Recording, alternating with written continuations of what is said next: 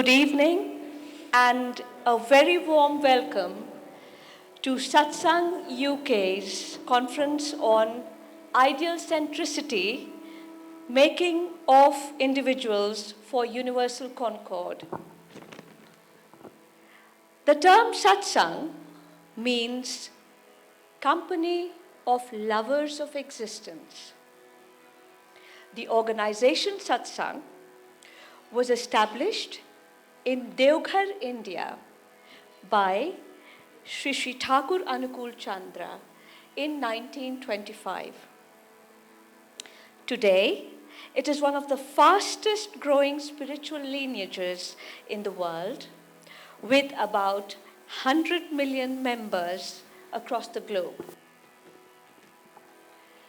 400 years before Christ was born, Greek philosopher Diogenes would go around shining a light on people's faces in broad daylight. When asked why he was doing so, he replied, "I'm looking for a man." His point being, there are very few men and women of worth amongst those that are considered alive. This, however, at the time, was a problem well stated, but not quite solved.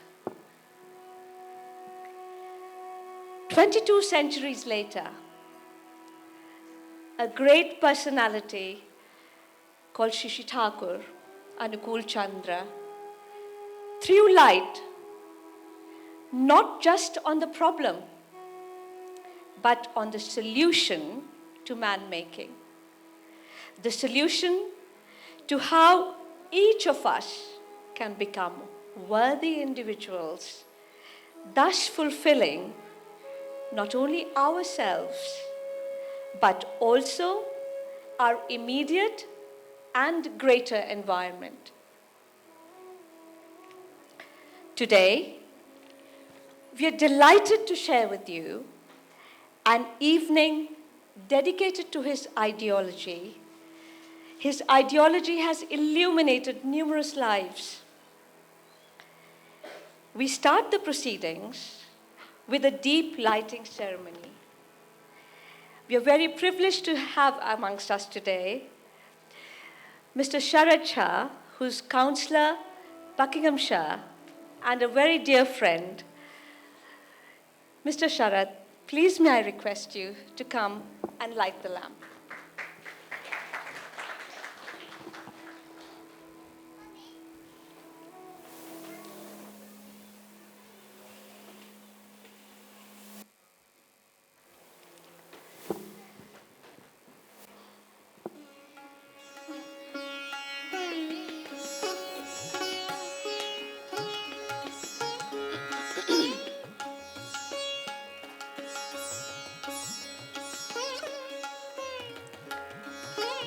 As the lamp spreads its light, let us pray. Deep Jyoti Parabrahma, Deep Jyoti Janardana, Deepo Haratume Papam, Sandhya Deep Namostate. Meaning, I fold my hands before the Lord, the maintainer of this creation, in the form of this light. I adore this light, which destroys all the pains resulting from my omissions and commissions.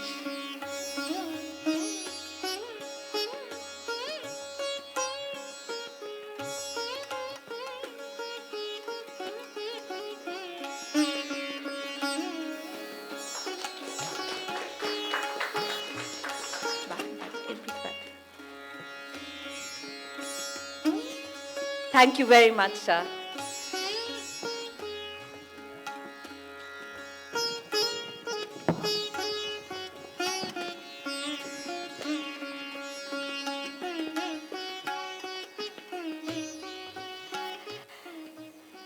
I would now like to talk briefly about the personality that was Sri Sri Thakur, the founder of the Satsang movement. To describe Sri Sri Thakur's profoundness in words is impossible. However, if words were to be used, one can only quote what Urdu poet Allama Iqbal once said. हजारों साल नरगिस अपनी बेनूरी पे रोती है, हजारों साल नरगिस अपनी बेनूरी पे रोती है, बड़ी मुश्किल से होता है चमन में दीदवर पैदा. Born in 1888 in Pabna, which is now in Bangladesh, Sri Sri Thakur demonstrated extraordinary virtues since childhood. He had uncanny powers of observation and was extremely keen to know the root cause of things. Gorgeously simple and non-egoistic, he commanded respect by his sheer nature, which was ever loving and serviceable towards all. With passing years, Sri Sri Thakur's popularity kept growing. He studied homeopathy with the objective of curing man's ailments, and even practiced as a physician for a few years. He realized, however, that comprehensive healing of mankind required the cure of mental and spiritual maladies as well. He thus started giving shape to the spiritual movement that was to become Satsang.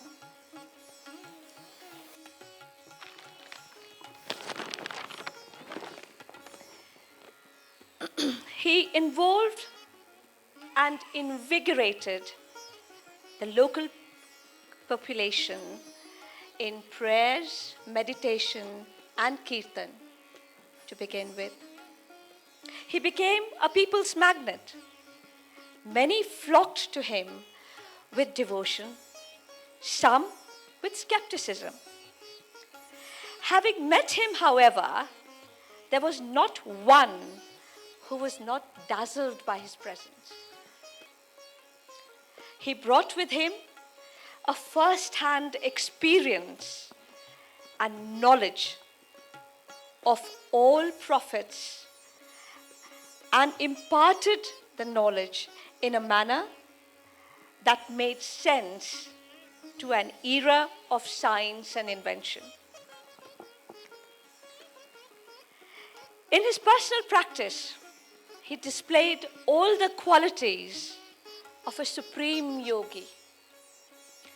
This has been described by Patanjali as dharan, dhyan, and samadhi. And he showed with finesse how that could be achieved. His concepts were simple and clear. Truth, he said, is what is good to being and not the reproduction of a fact as it is. Tell the truth, he said. Tell what is pleasant. Tell neither an unpleasant truth nor a pleasant untruth. He explained that life was about being and growth was about becoming. And dharma is a universal principle that promotes our being and enhances our becoming. About success, he said, "Verily I say unto thee, doing is the mother of success." His movement, he said, was about elevating the consciousness of mankind. His message was for all to live life to the fullest. He said, "If thou wishest to live, live tremendously with an uphill exuberance of life and light." His formula for living tremendously was simple. Be concentric, he said. Concentric to a living ideal.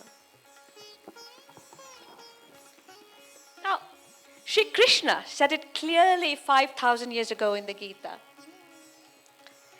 Yatra Yogeshwara Krishna, Yatra Partha Dhanurdhara, Tatra Shri Vijayor Bhuti, Dhruva Nitir Matirmana.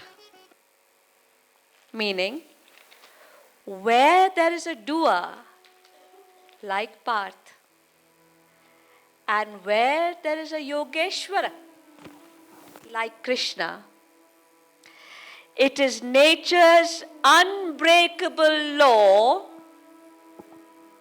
that sublime success has to follow. Sri Thakur showed us how this could be achieved under contemporary circumstances. Though his mortal frame left us in 1969, he has left behind the legacy of a vast literature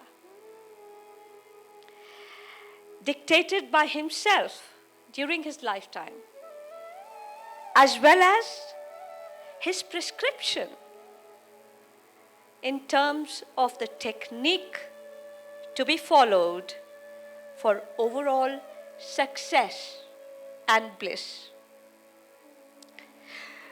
So, ladies and gentlemen, it is my pleasure to share with you this evening various aspects of this formula.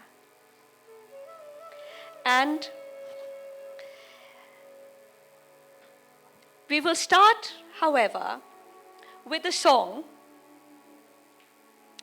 The song is called Jago Aryavat Jago Arya Santan. This is a song full of national pride.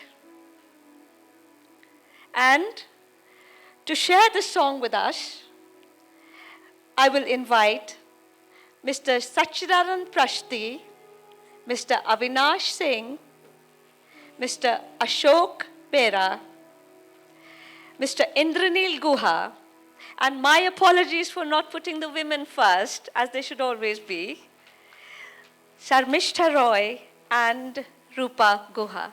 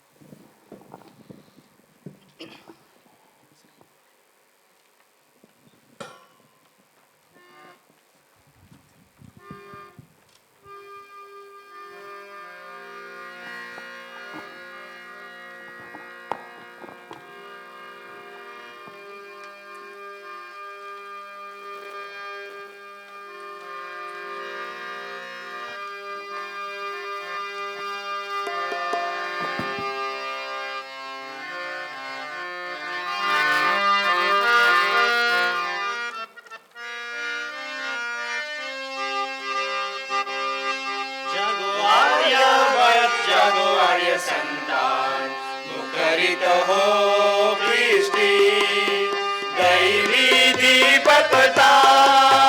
जागो आर्यावर, जागो आर्य संतान, मुखरित हो कृष्टि दैवी दीपकता।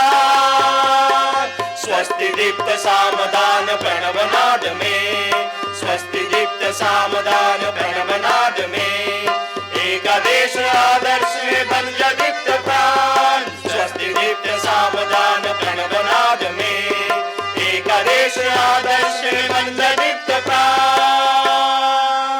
जागो आर्यावर, जागो आर्य संतान, मुखरित हो कृष्टि दैवी दीपकता।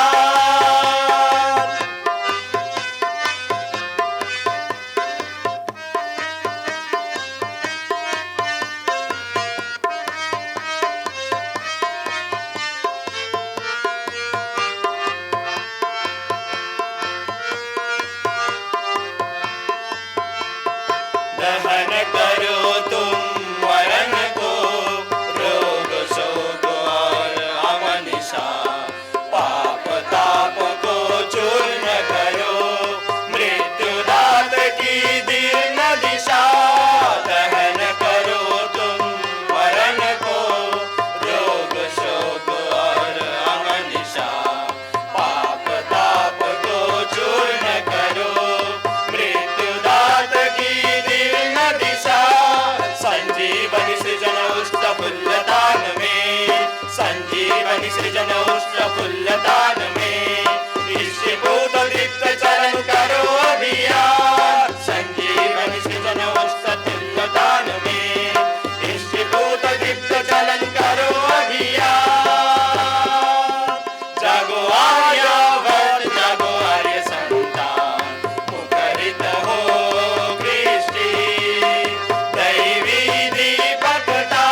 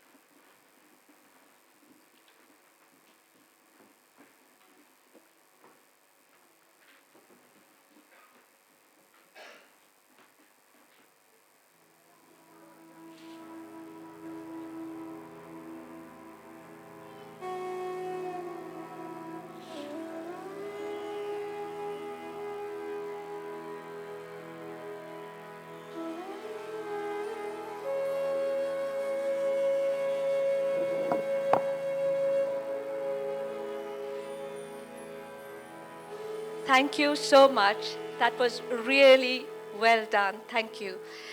Shri Thakur always reminded us, remember who you are. You are the offspring of the Almighty. Be proud of the individual you are. Be proud of the country you come from. Be proud to be part of humanity. And this conveyed that feeling. Moving on, I would like to invite our first speaker for the evening. Sushri Sangeeta Kumari is a research fellow in social policy. She works in the university in social policy. She's going to speak to us on effectiveness of meditation on human mind. Please come to the stage. Thank you.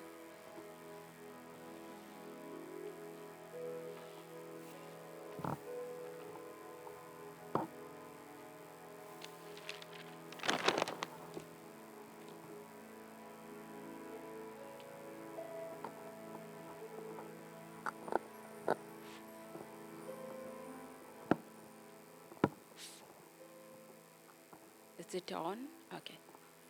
Good evening. Namaskar and my hearty joy guru to everyone, our dignitaries, invitees, and my fellow sisters and brothers, and all loving children. It is indeed my pleasure and honor to be part of today's seminar at this iconic the Nehru Center and having this opportunity to share a few words on the given topic, effectiveness of meditation on human mind and conscious living. At the outset, I would like to humbly submit that I'm not an expert on the topic.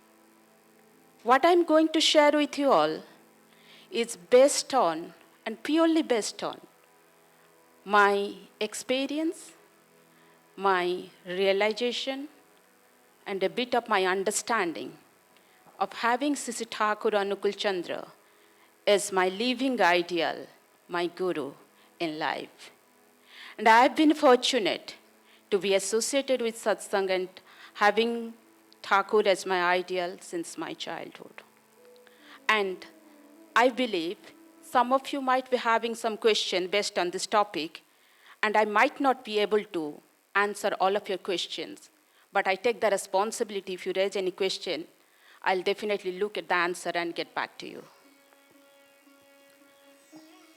Coming back to the topic of effectiveness of meditation, I assume we all present in this hall today would have little doubt about the effectiveness of meditation and the power of meditation.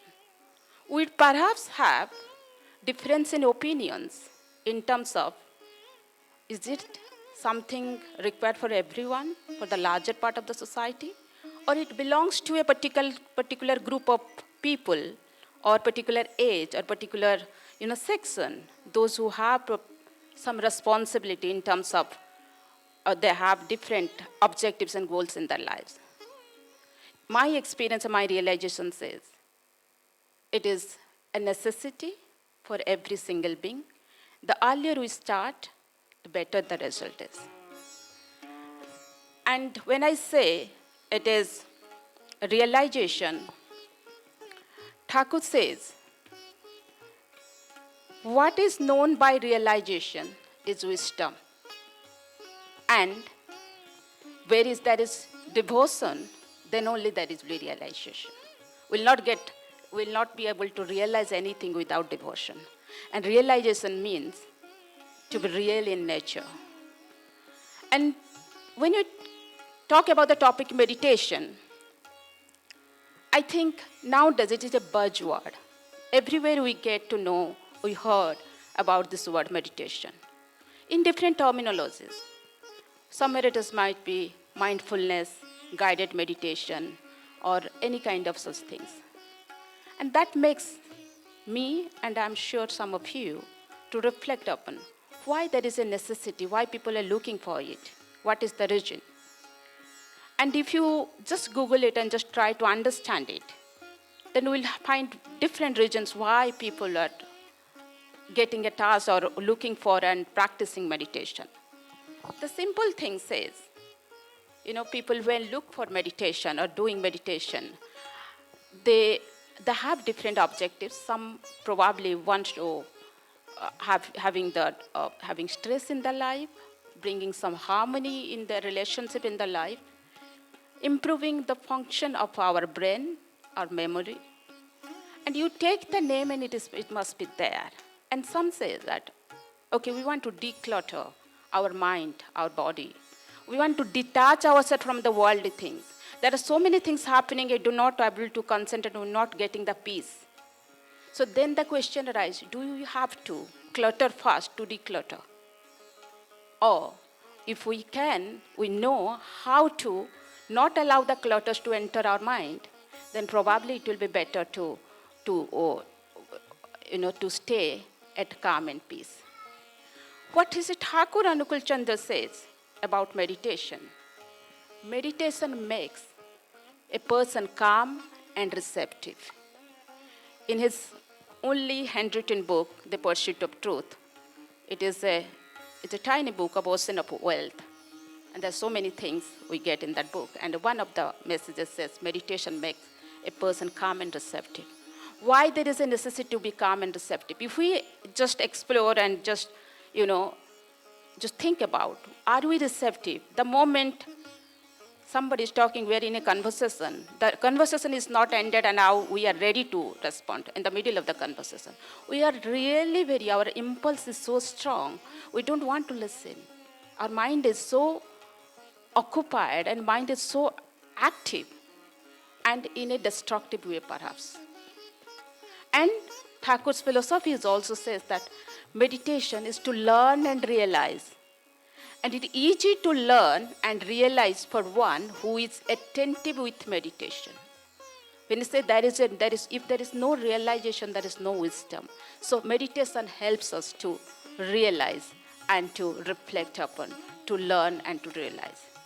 And it also helps us for a meaningful, organical adjustment of human complexities. When we talk about meditation, the most important organ of human body is involved in the practice is our brain. It is not only the most important or vital organ of human body. It is the most complex structure in the known universe. So what happens? What is the complexities? Why we want the meaningful adjustment of the complexities? Because it is the moment which start, the brain, in every microseconds, it has a connection with the outside world. And what happens? The brain is the complex structure, it's not a complex structure. The moment the brain has a connection with the outside world, and that, the dynamic relationship it creates with the outside world, that creates complexities. And we do not have the control over the complexity which is outside. But what we have control over? Our mind and our brain. And that is what meditation teaches us, how to take control over our thought process, our brain, to be able to engage or meaningfully channelize the complexities human being suffers. And if you ask me what is the complexity we all suffer and experience every single day, depression, selfishness, jealous, anger, you take a name, it's there, and we all have that. It's not like that these complexities are not necessary, but meditation what teaches us how to make proper use of and what proportion it does. The complexity should not overpower us. The complexity should not overpower our mind, but our mind, our brain, should know how to respond to the complexities. And the final thing, what Thakur Anukul Chandra, the philosophy of meditation, is awakening and expanding consciousness. Consciousness of what? Consciousness of self and our surrounding. And Sisi Thakur Anukul Chandra practice, the moment we accept him as our ideal or living ideal or guru, meditation is a non-negotiable element, non-negotiable practice. We do, when we come to Sri Thakur Anukul Chandra, we do practice certain things to stay connected with him. And gradually, these practices become ritual and spontaneous and sometimes monotonous. But the meditation is the only thing that keeps us reminding and making us realize why we are making that, why we are doing that. So if you ask me what other people are doing, it's not meditation, I'm sure. Of course, these are meditation. There are different kinds of meditation. First, probably this mindfulness, the guided meditation. There's a conventional meditation. We do it for our personal well-being. We just want to get stress-free, we want to have calmness and quiet and all these things. But another one is a transcendental meditation, where transcendental meditation cannot happen without an ideal and without we say mantra, or we say it's an instrument. So in the transcendental meditation, what it does, it connects our self-consciousness with a divine supreme consciousness. And if the supreme consciousness, the supreme is the best in its form, then we get the best output. When we go to market or we do anything, whatever our capacity might be, we want to get the best thing according to our capacity. If we have the human being, we know that there is something is best available, and who we say is a fulfiller the best, because he fulfills people's requirement as per their wishes. And that is what meditation helps us to do, to be aware about the self. And as the anchor, our Alkaji was saying, the crux of Sri Thakur Anukul Chandra is being and becoming, existence and growth. Growth is always upward direction. And growth cannot be at the cost of somebody else's life. My growth, if it is not complementing equally the growth of my family, my neighbor, my society, then that is not a growth. And doing meditation is like making a better version of ourselves in every single day. And if you say a better version, we are getting iPhone and every 2 to 3 months or 4 months. So iPhone 14 is better than iPhone 12, iPhone 12 is better than iPhone 11. But at the same time, iPhone also says that, okay, it is better version than Samsung, then puts it down. But human beings and Thakur's philosophy, Thakur Anukul Chandra's philosophy is not putting anybody down. Your growth cannot be at the cost of somebody else's growth. So we have to ensure that is where self-consciousness. The consciousness will only be, awake when we do meditation, and the meditation is transcendental meditation, when we have an ideal and we have that instrument, and that is the packet of everything, the most powerful thing. And you say, what is meditation? The meditation is nothing. It is nothing else than the way in which a person, by thinking of his beloved, becomes awakened and ecstatic. That is to feel one who is the object of meditation. We cannot do meditation in abstract. Because that is, if somebody says that, there is a light and you'll fix, that is fixation, that is not meditation. Meditation is something where your being and our everything is involved in this process. And one is that. And second thing, we have to sit down, and there is different ways of, being posture and way to keep your focus and all these things. And that is repetition of a holy name. But that is another thing of Thakur's philosophy, is that we say in Sanskrit, one is japa, which is mantra or repetition. One is ajapa japa, which is being awake, being aware about this holy name. And that is being immersed yourself 24/7. Even if you are asleep, that is going on. And if you ask me as a person, okay, I say this is something which is not ajapa japa, is something we are not doing sitting every time, or we try to do every day 10 minutes, 15 minutes, half an hour. But that other way, the Thakur's philosophy, which stresses upon, your concentration is, be concentrating, your concentration is just one. There must be distraction around, but you will not have detached. So that is what Thakur's philosophy teaches us and the meditation teaches us. I'll not go longer because there is a time limit. And the second point I would like to make here, meditation with a living ideal, who himself has realized and experienced and established.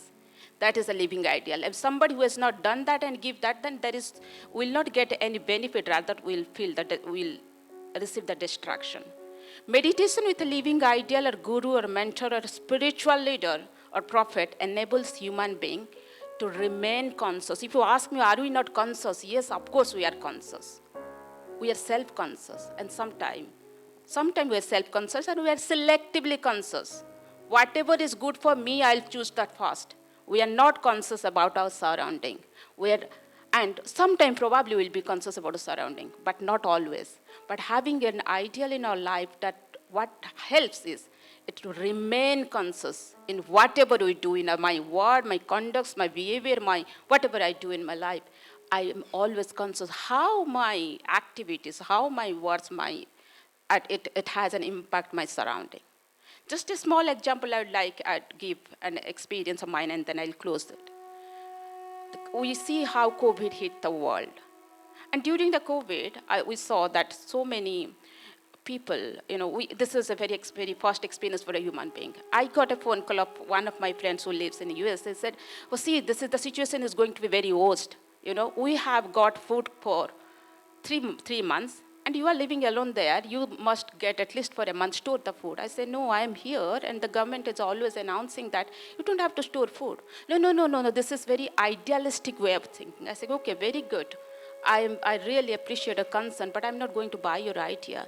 And when it's not one, this is probably one example, but when we look around, we see how people were very much concerned because I want to get food. You walk into the supermarket, all the shelves you are finding, it is empty. Because we were very much for our survival, not what other person is going to eat in the switch next to my door. We are not conscious about that. And meditation makes us self-conscious. A consciousness brings that consciousness, self and surrounding, or the 24/7. If you are really meditate the person or the being or the supreme, who has the epitome of that power. I'll not go further. Just to is it meditation only thing can bring changes in my life? I would say no. Meditation, what we eat, how we do that, all these things, that is a compact package, it's a comprehensive package. Meditation, along with other principles, such as proper diet, psychosocial adjustment, observance of hygiene principle, temperaments, and balanced activity, contribute to our physical well-being, mental happiness, and aid to our longevity. It is a long topic and it's a very short time. I'm not sure whether I'll be able to do justice to my time or not to give you any kind of information. But this is what my humble try to put a light on Sri Thakur's philosophy about meditation and well-being. Thank you very much.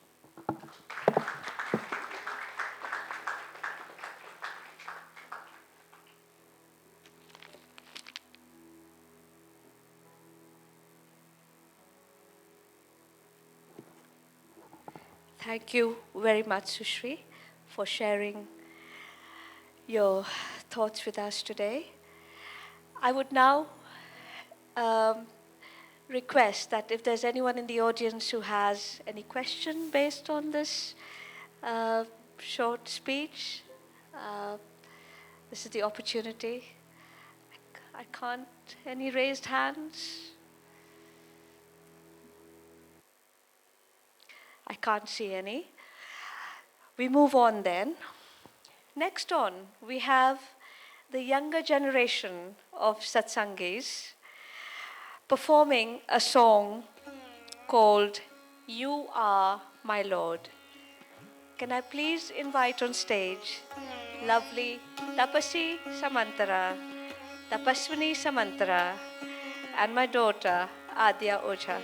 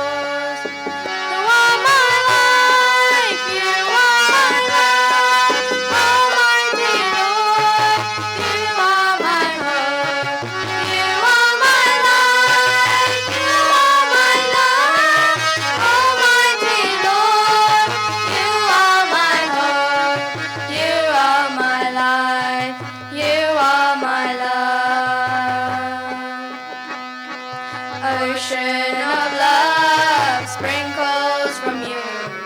You are the Savior. Ocean of love sprinkles from you. You are the Savior. Master of all, you've shown me the path to sustain the growth and keeping it right. You are the way, you are the truth. You have come to remove all of my fears. You are my life, you are my love, Almighty Lord. You are my hope, you are my life, you are my love, Almighty Lord. You are my hope, you are my life, you are my love.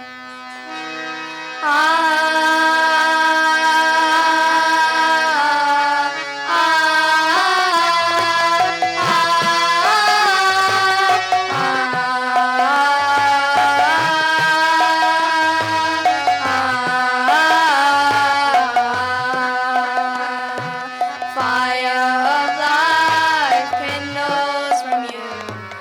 You are the pursuit of truth. Fire of life kindles from you. You are the pursuit of truth. You are the knowledge, you are the wisdom, origin and savior of truth. You are the past, you are the present, you are the absolute fulfiller, the best. You are my life, you are my love, Almighty Lord. You are my hope, you are my life, you are my love, Almighty Lord. You are my hope, you are my life, you are my love.